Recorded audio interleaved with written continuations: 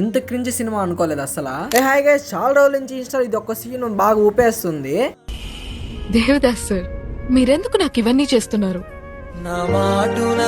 సర్లే, ఇంకా movie trailer కూడా చాలా బాగా అనిపించింది. ఇంకా last time rise of dragon కూడా మూవీ చాలా బాగుంది. సో ఇంకా ఇది కూడా బాగుంటుంది అనేసి ఇంకా అలా తిరుపతిలో ఎన్వీఆర్ బుకింగ్ అయితే చేసేసాను థియేటర్లో అయితే.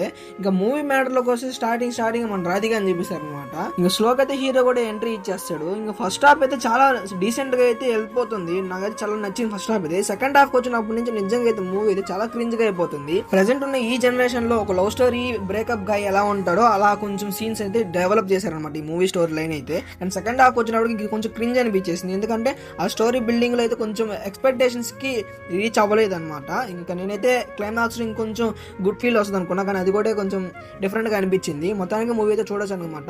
ప్రదీప్ రంగరాజన్ అయితే యాక్టింగ్ చింపేశాడు, వాడి కోసం చూడొచ్చు మూవీ అయితే. ఫైనల్ గా అయితే హీరోయిన్ హీరోని